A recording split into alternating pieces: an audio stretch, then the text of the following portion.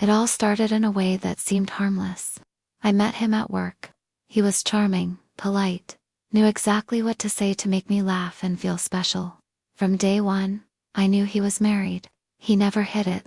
He'd tell me his marriage was falling apart, that his wife didn't understand him, that they slept in separate rooms.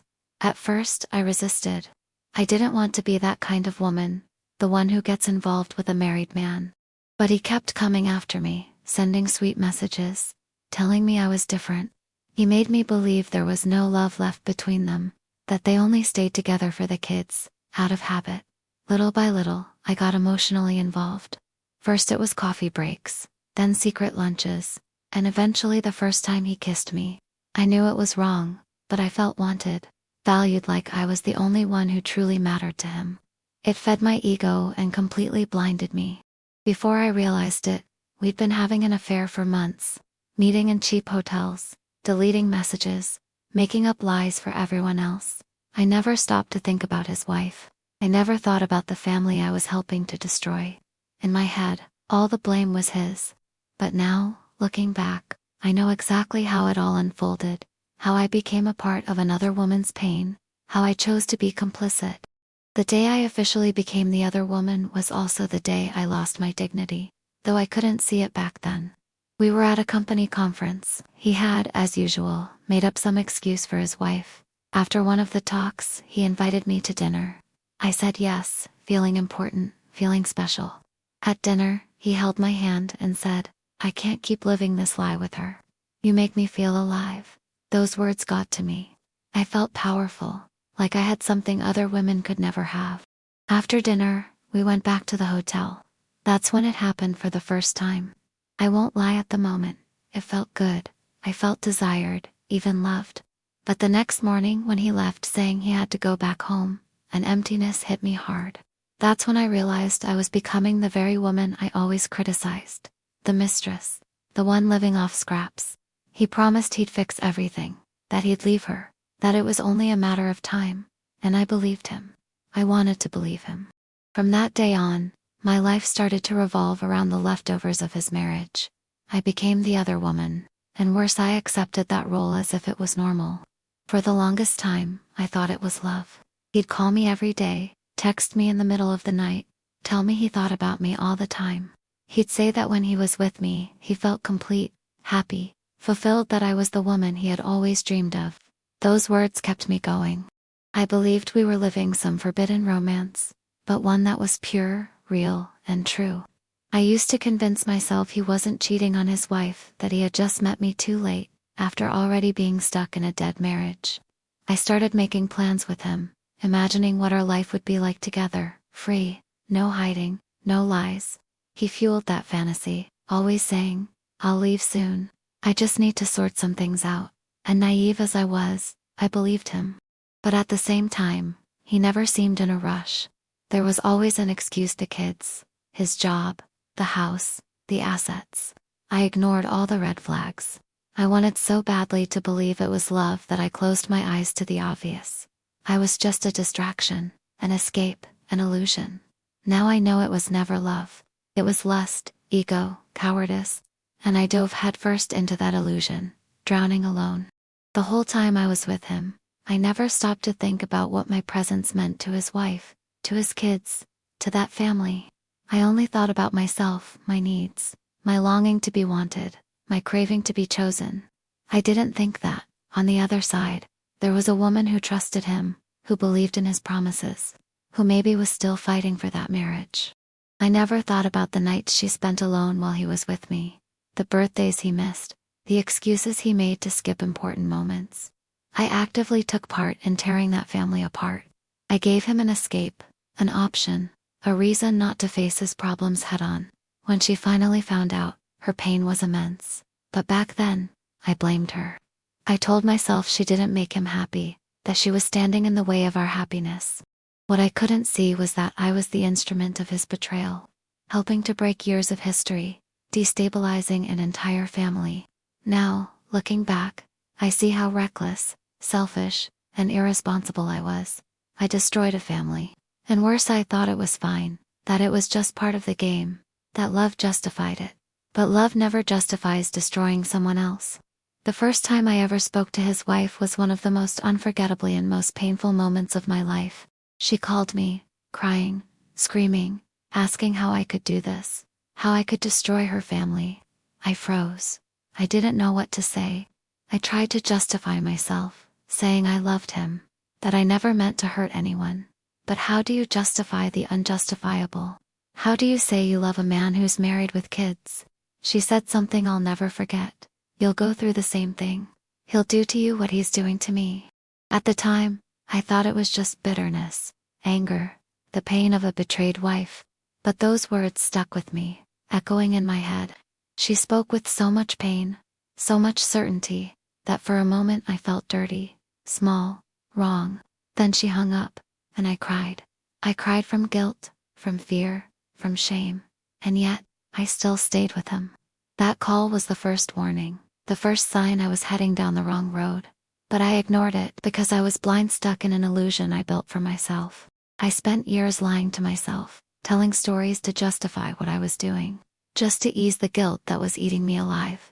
The first lie was that he loved me and not his wife. I repeated that like a mantra, even though he never left her, not after all the promises. Another lie was that she was miserable with him, that she didn't care anymore, that deep down she already knew, and that it was all fine. I'd also tell myself it wasn't my fault, that he was the one who'd made the vow of fidelity, not me. I painted myself as the victim, as someone who just wanted to love. But the truth, I knew exactly what I was doing. I knew I was involved with a married man, that I was intruding in a family. I told myself the lie that he'd leave her soon, that it was just a matter of time, just a matter of tying up loose ends.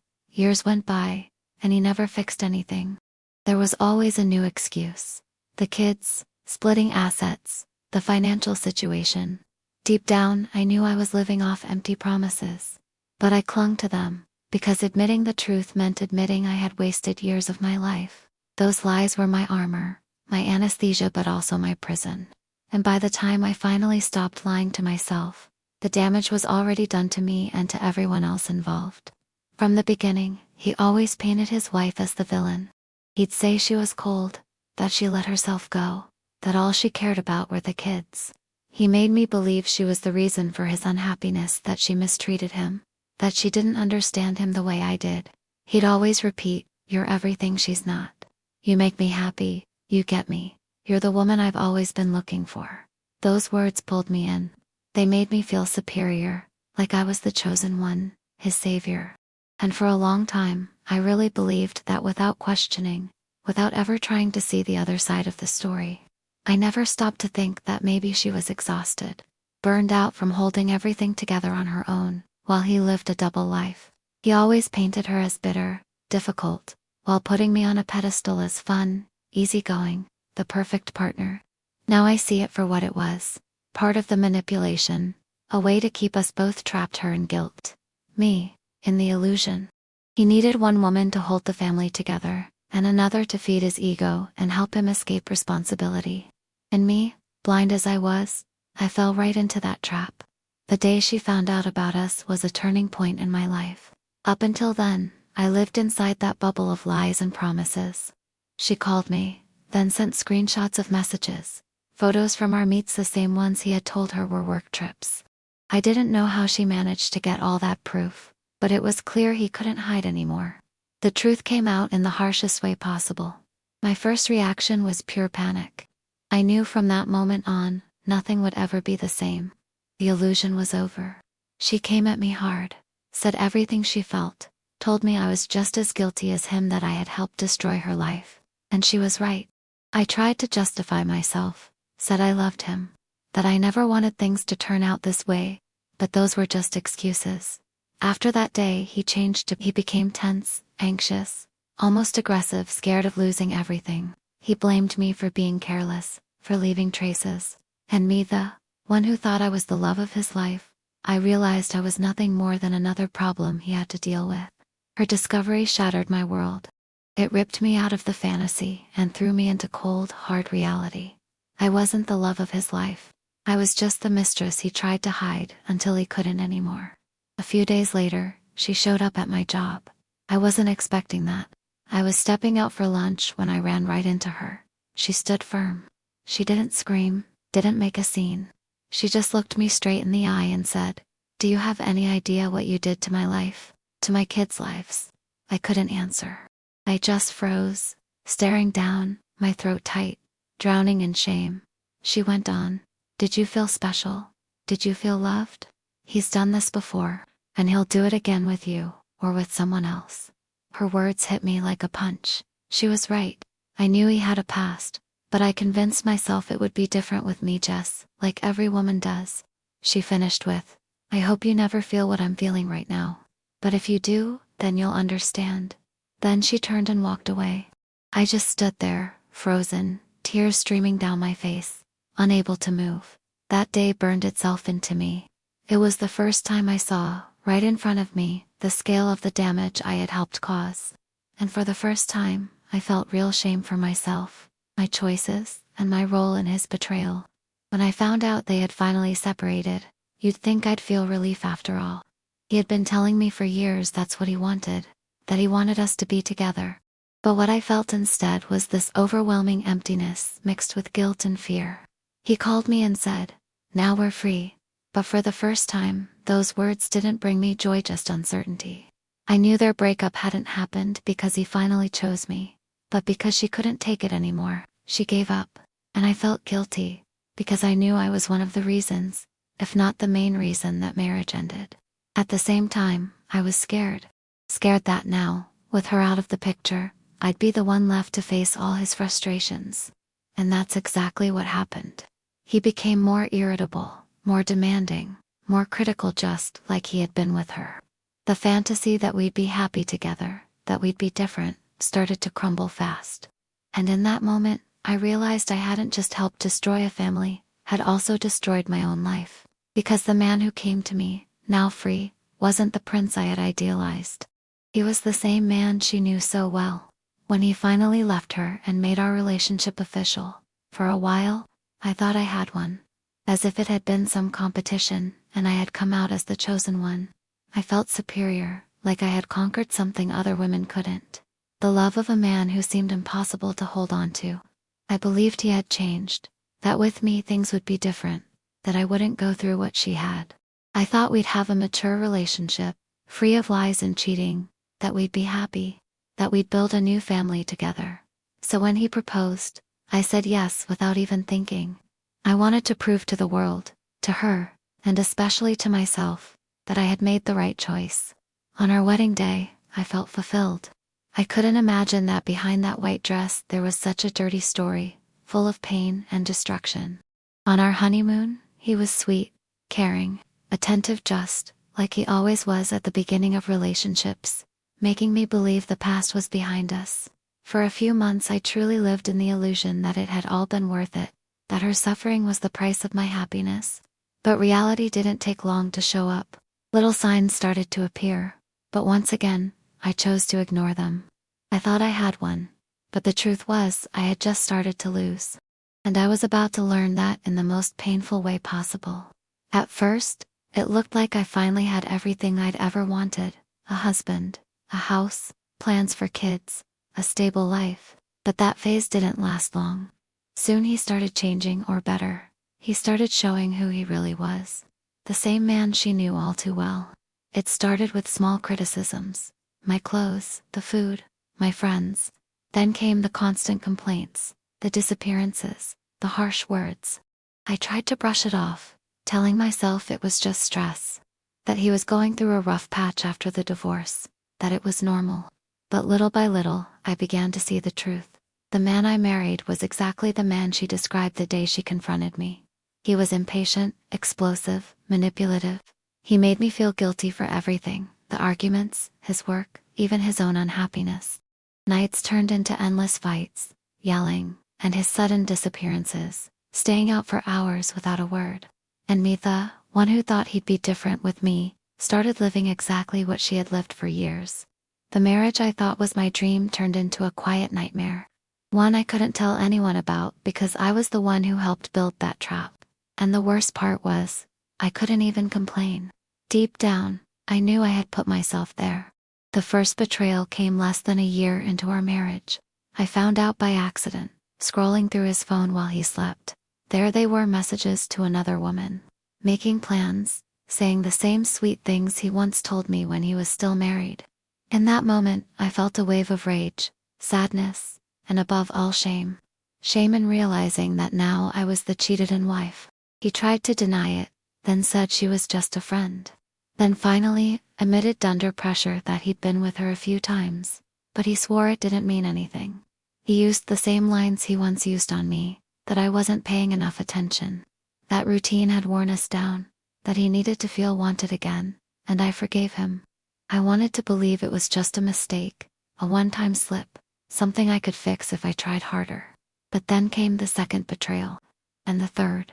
That's when I started to see him clearly for exactly who she warned me he was. He needed this. He needed to feel desired, needed to live parallel lives, to feed his ego, to escape his problems. And ironically, I became what I once judged, the woman who looks the other way, who stays quiet, who pretends everything's fine, exactly like her. The moment I realized, once and for all, that he would never change was after yet another betrayal. He looked me in the eye and said, "You knew who I was when you met me." Those words crushed me because he was right. I did know who he was. I saw him cheat, lie, manipulate. And still I believed it would be different with me. That sentence opened my eyes. He had never actually promised to change. He'd always been honest about who he was. I was the one who built the fantasy that he'd change for me. I started to look back and remember all the times he did the same to his ex-wife. The affairs, the lies, the pathetic excuses. And I realized the problem wasn't her. It wasn't their marriage. It wasn't the routine. The problem was him. And worse, the problem was me, for thinking I'd be the exception. After that, I started living on autopilot. I'd wake up, go through the motions, avoid fights, pretend not to notice when he disappeared all night. I turned into a bitter, resentful, frustrated woman, exactly how he had always described his ex to me. The irony? I used to judge her, thinking she wasn't strong enough to leave, when in reality, I couldn't leave either. But that was the moment it finally hit me. He was never going to change, and I didn't want to waste the rest of my life waiting for a change that would never come. That's when I first started thinking about leaving him. And when it all sank in, her words came back to me like an avalanche. "He'll do to you what he did to me." Back then, I thought it was just anger. But now I know it was a warning, a truth, spoken by someone who knew him far better than I ever did. She had warned me that he was unfaithful, that he was manipulative, that he made women feel guilty while never owning his mistakes. She told me he always used the same script, blaming routine, blaming his partner, but never looking at himself. And still, I didn't believe her. I convinced myself it would be different with me, that I'd be the woman who could change him, but I wasn't. No one could be, because he didn't want to change. He didn't see a problem with the way he acted. He was even proud of always getting his way. Now, with my heart in pieces, I see everything she said came true exactly as she said it would. And worse, I realize that if I had listened, if I had paid attention, I could have avoided years of suffering. But I didn't, and I paid the price, a heavy one. One day, after yet another betrayal, I locked myself in the bathroom and broke down. I cried uncontrollably, not just for the pain he caused me, but for what I had once caused his ex-wife. In that moment, I truly put myself in her place for the first time. No excuses, no defenses. I thought about all the times she must have cried alone, hidden away, trying to understand why the man she loved betrayed her so cruelly. I remembered her words, "You'll go through the same thing." And I was. Every tear I shed that day felt like punishment for everything I had done. That was when I realized that by getting involved with him, I hadn't just hurt another woman, I had doomed myself to live her same pain.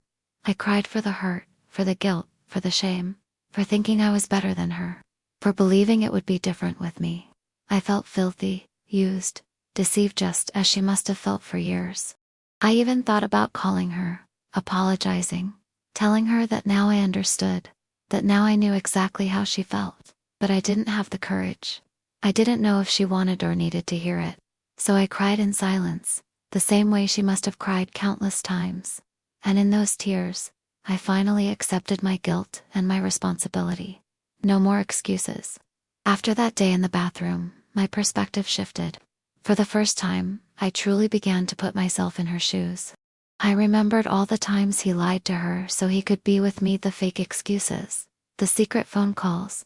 I realized how humiliated, deceived, and discarded she must have felt, while I, on the other side, felt victorious. I started to understand what it's like to doubt every call, every text, every sudden outing. What it's like to not trust the person sleeping next to you.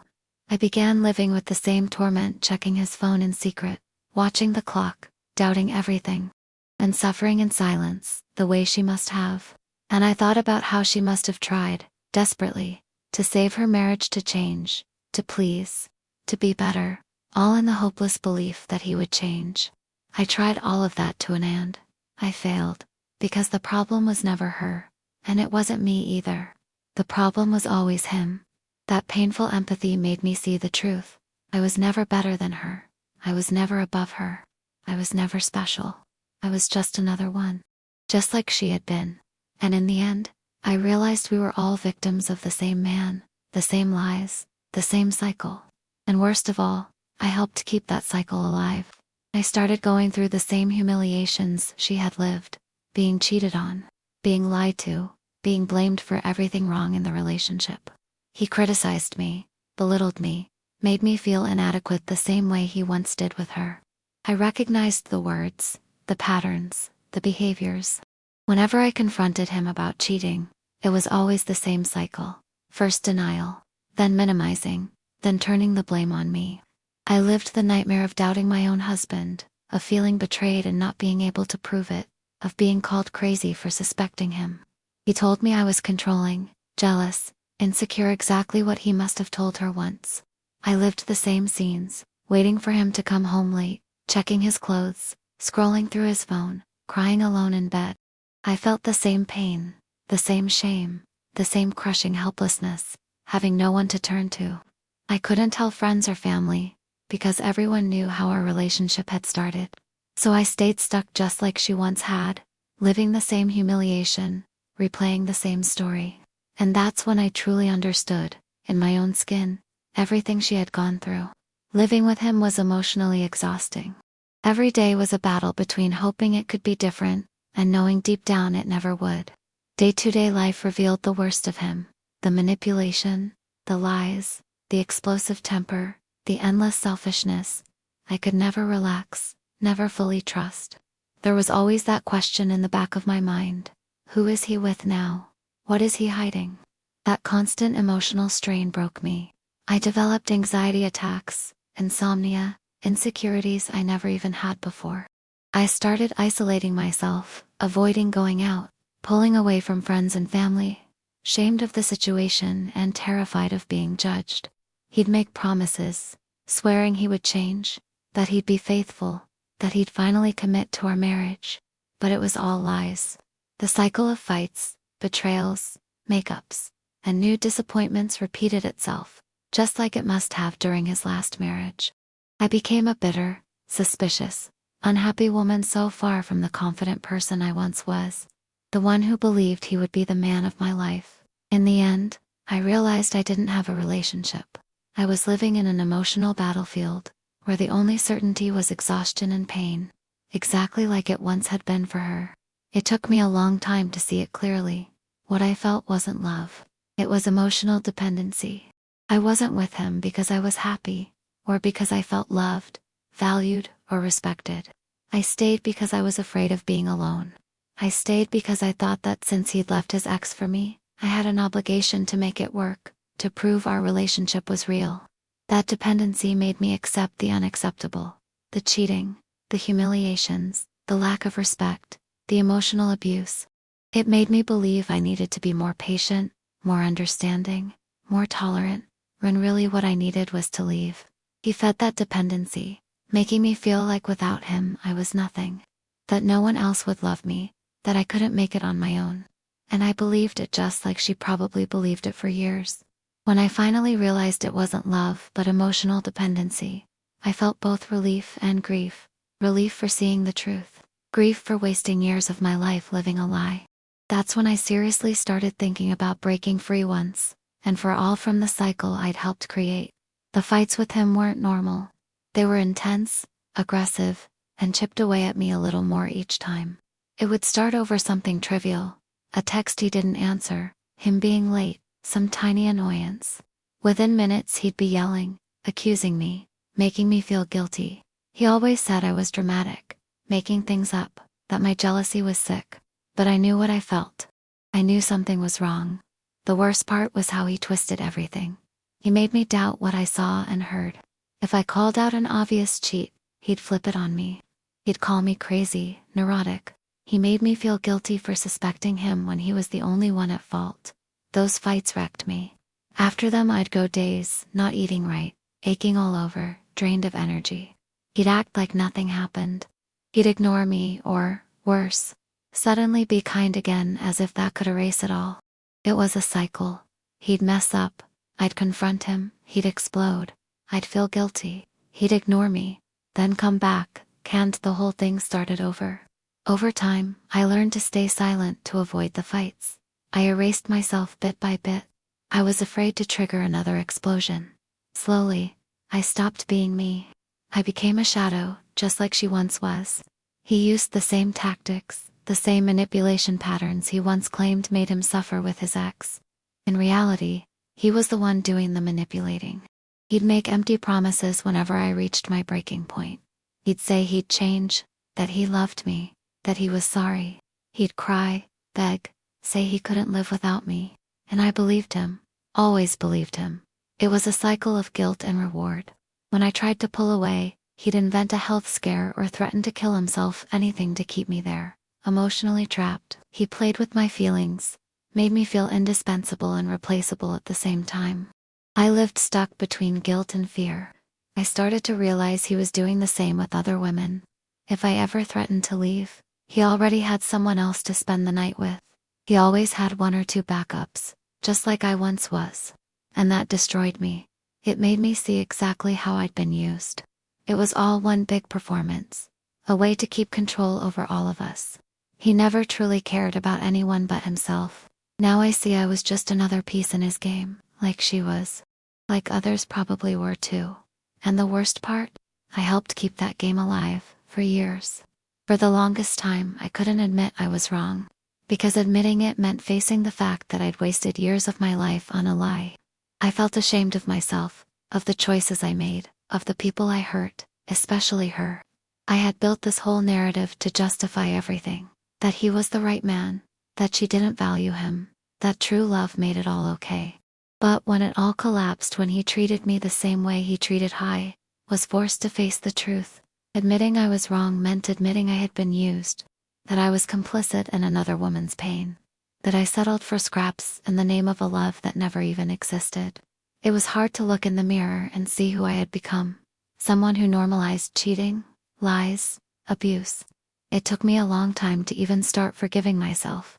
Honestly, I still haven't fully forgiven myself. I still catch myself making excuses for some of the choices I made. But now I know owning my mistakes was the first step to breaking free from that cycle. The first step to finally setting myself free. Because as long as I kept playing the victim, I was still tied to him, and I needed to break away. I needed to admit I was wrong, so I could start over. Once I realized everything I had done, the guilt started to eat me alive. Not just the guilt of what I had accepted, but the guilt of how much harm I had caused. I thought about everything she went through because of me. Every tear, every night alone, every lie she had to hear. I thought about her kids, if she had any, and how they must have been affected by it all. I thought about her family, her friends watching her get betrayed and humiliated. And I thought about how I wasn't some passive victim. I chose to be with a married man. I chose to ignore the signs. I chose to stay, even knowing someone else was suffering. That guilt kept me up at night. I'd wake in the middle of the night with my chest tight, feeling like I'd never be able to undo the damage. I pulled away from people, avoided anyone who reminded me of that time. I couldn't handle the shame. I started rejecting everything he gave me. Flowers, dinners, gifts. If everything felt dirty, tainted, stained by another woman's tears. Even our wedding pictures disgusted me. Because now, all I could see in them was the reflection of a lie, a performance. Guilt became my constant companion, and I only started to breathe again when I finally decided to leave. Still, I know it's something that will follow me for a long time. After so much pain, so much reflection, one morning I woke up with one clear thought. I need to ask her for forgiveness. Not because that would erase what I did, but because I needed to take responsibility for my actions. I thought about texting her, writing a letter, finding someone we both knew to act as a go-between. But I also knew she had no obligation to listen. Maybe she didn't want to see me. To her, I was just another open wound. I spent days rehearsing the words, imagining what I'd say, how I'd explain that now I understand. Not to make excuses, but to admit the truth, to tell her she was right, that everything she warned me about came true exactly as she said. I wanted to ask forgiveness for invading her life, for disrespecting her, for being complicit in that destruction. But I also knew the apology would be more for me than for her. I needed to say it, even if she never forgave me. I haven't had the courage yet. Maybe one day I will. Saying it out loud feels like the least I can do. And if she ever hears it, I hope she knows I truly regret what I did. There was a day I found myself crying on the couch while he walked out the door without saying where he was going, and I realized it was the exact same scene she'd lived 1,000 times. There I was, alone, staring at the clock, sending messages he didn't answer, imagining who he might be with right then. I cried from anger, from sadness, from helplessness. And in that crying, I realized I was standing exactly where she had stood years before. The same tears, the same desperation, the same feeling of not being enough, not being valued, being disposable. I remembered the day she called me, crying, telling me, "You don't know what he does to me." And in my arrogance, I thought it would never happen to me. Well, now it had, and it hurt just as much as it probably hurt her. Maybe even more, because now I knew the whole cycle, how it worked. In that moment I felt empty. I realized there was no victory in having him, only pain and humiliation. I looked in the mirror and saw how pale and worn out I'd become. I asked myself, was any of this worth it? Was it worth hurting so many people just to end up here? For the first time the answer was clear. No, none of it was worth it. He never hit me, but the marks he left run just as deep as any bruise on the skin. He destroyed me emotionally, made me doubt myself, made me believe I didn't deserve respect. His constant lies ate away at my self-esteem, left me feeling inadequate, disposable, worthless. Repeated betrayals made me believe I'd never be enough for anyone, that there'd always be someone better, more interesting, more wanted. The psychological games left me anxious and insecure, always bracing for the next blow, the next lie, the next unexplained disappearance. I started erasing myself, giving up things I loved, pulling away from important people just to try to please him, to avoid more betrayals. I began to distrust everyone, convinced no one was honest, that every relationship was built on lies. Those invisible marks are still with me, even after the divorce. They're soul scars hard to heal, reminding me every day of what I went through. And above all, they remind me that, in a way, I was responsible for being there. I chose to enter that cycle. I left marked forever. Like her, I was isolated. At first it felt like our choice to stay together, to build our story.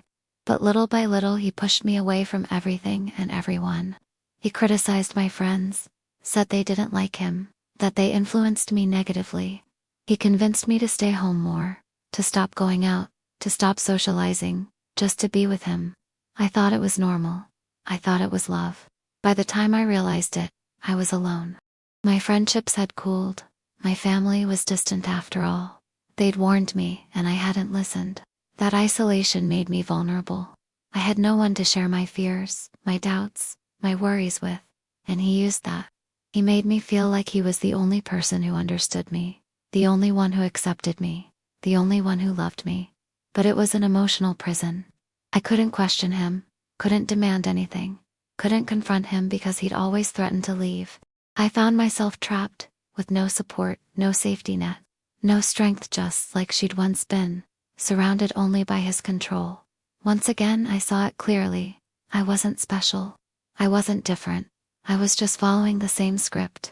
Now, alone and isolated, I felt the full weight of the choices I'd made. Before I met him, I was confident.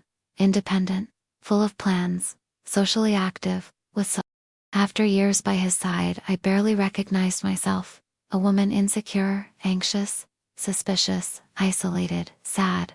I started dressing differently, speaking differently, hiding my opinions for fear of sparking fights or criticism. I accepted things I'd never have accepted before: lies, cheating, disrespect, a total lack of partnership. I lost the spark in my eyes, the desire to make plans, to go out, to live.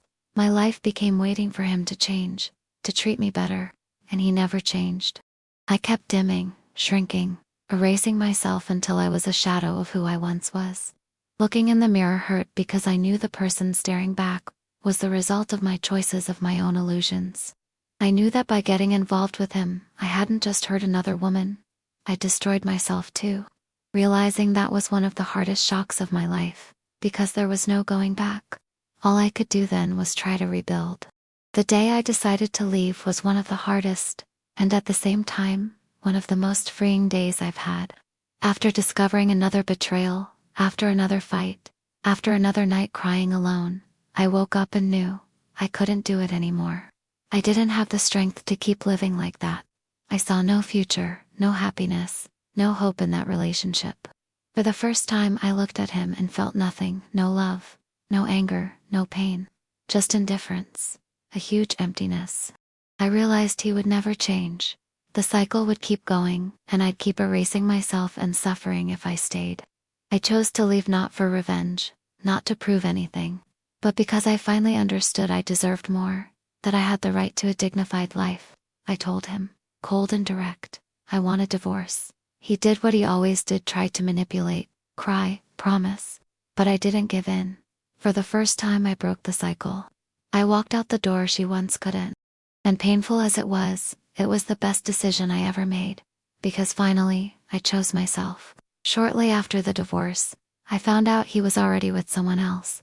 The same pace, the same sequence I once lived with him.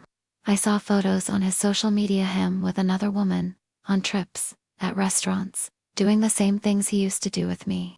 In that moment, I felt a mix of anger and relief. Angry that he kept repeating the pattern, like a never-ending cycle. Relieved that I'd freed myself before sinking any deeper. I thought a lot about the new woman. Wondered if she knew our story, if he told her he'd just left a marriage, if she knew what he was really like. Probably not. He probably used the same lines, that I was the crazy, jealous, difficult one who didn't understand him.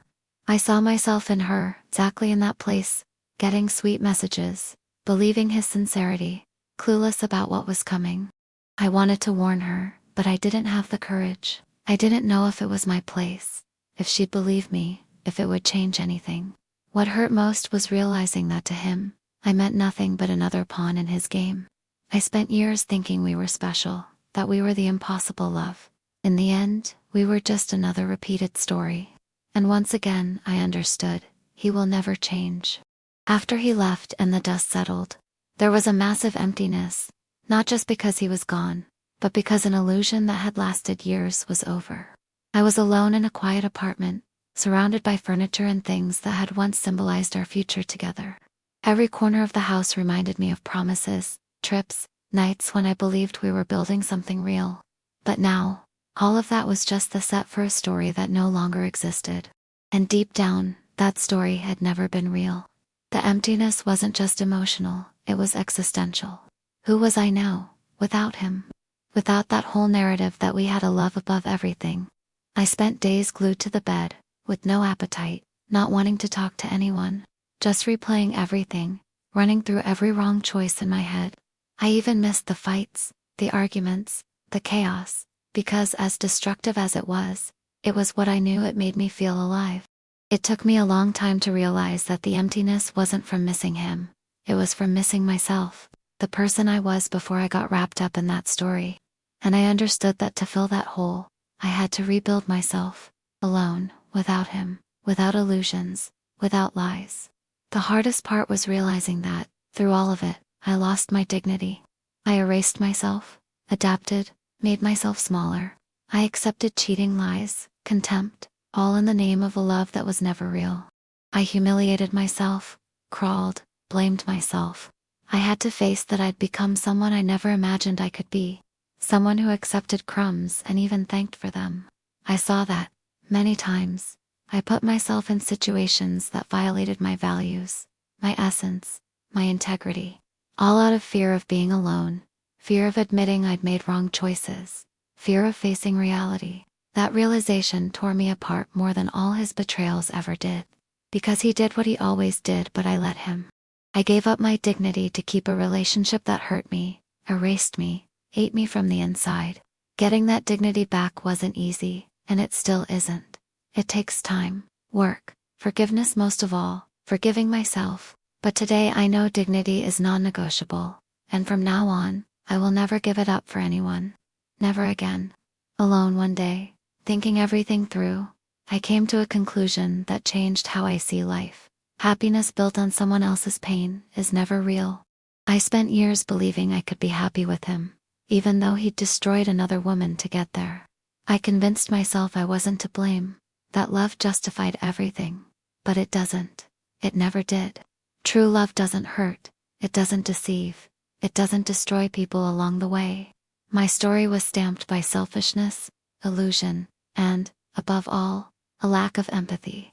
I never put myself in her shoes until it was too late. That realization made me see that, to live a full life, I had to do things differently. Respect, care, be honest with myself and with others. I didn't want to carry guilt, regret, or avoidable pain anymore.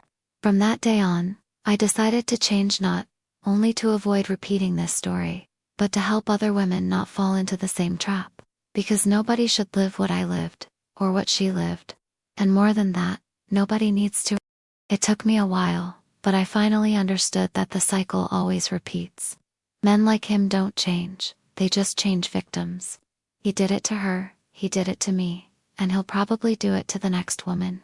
The pattern is always the same: seduction, involvement, cheating, destruction. For a long time I thought I would be the exception, that he'd change for me, that our love would be enough to break the cycle. But love doesn't change someone who doesn't want to change.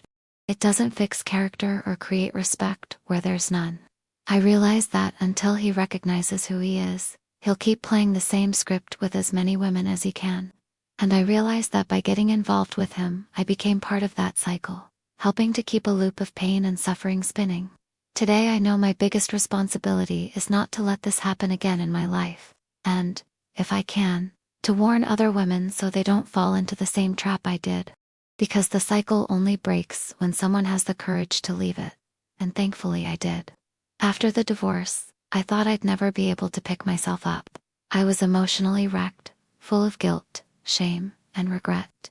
The first months were the hardest, living with the loneliness, the emptiness, the memories of everything I'd been through, and mostly, the knowledge of what I'd caused.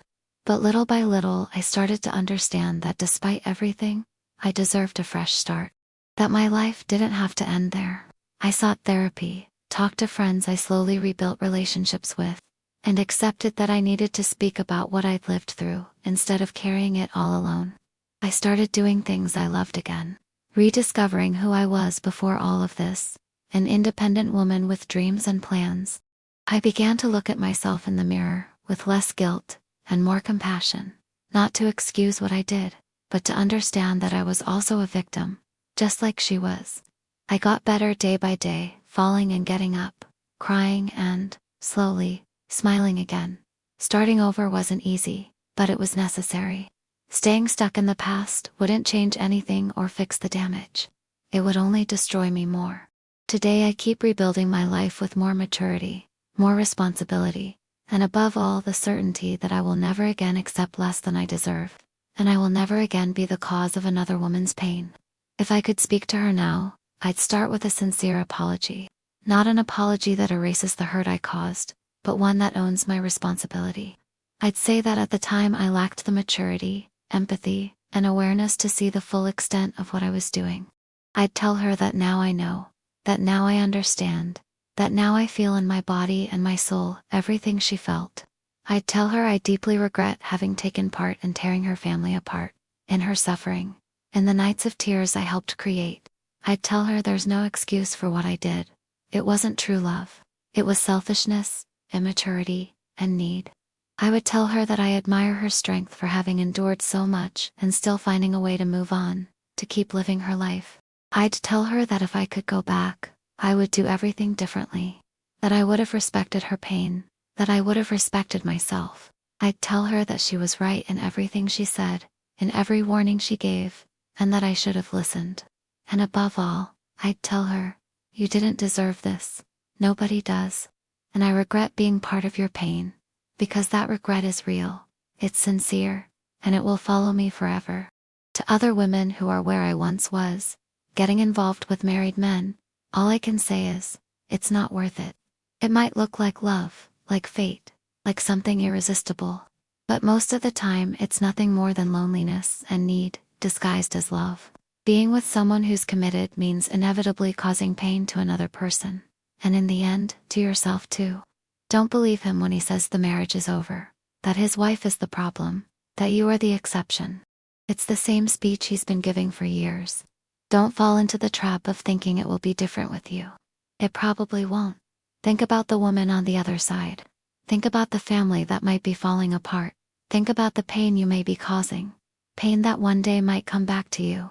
I thought I could be happy that way. I wasn't. I was miserable. I erased myself, destroyed myself, and destroyed another woman in the process. If I could give one piece of advice, it would be this. Choose a love that's free, whole, and honest. A love that doesn't need lies or betrayals to exist. Because a love that starts with pain rarely ends in happiness. And you deserve so much more than that. The regret I carry isn't just for what I went through, but mostly for what I made others go through. I regret not listening to the warnings, not respecting boundaries, not having empathy. I regret being part of the destruction of a marriage, a family, a woman who didn't deserve that pain. I regret believing in empty promises, putting myself in such a humiliating, destructive position. This regret is a weight that doesn't go away. It isn't erased by apologies or by time. It's a hard lesson, one that changed me, made me grow, but also left deep scars. Today I look back and think, it could have been different, but it wasn't. And all I can do now is own it. Move forward, trying to be a better person, more aware, more empathetic, more mature, and above all, never repeat the same mistakes. The greatest lesson I've learned is that happiness can never be built on someone else's pain. I've learned that true love doesn't require betrayal, lies, or someone else's suffering to exist. I've learned that you can't change anyone, and if someone cheats with you, they can just as easily cheat on you. I've learned that emotional responsibility is non-negotiable, because our choices impact other lives, often in irreversible ways. I've learned that empathy isn't optional. It's essential if you want to avoid causing unnecessary pain. I've learned that in life, you reap what you sow, and by sowing pain, I got pain back, with interest. I've learned that freedom, dignity, and peace are worth far more than a love built on lies. I've learned that I'm stronger than I thought, but also more vulnerable than I ever wanted to admit. And most of all, I've learned that regret doesn't erase the past, but it can guide better choices in the future. Sadly, I learned all of this too late, but I learned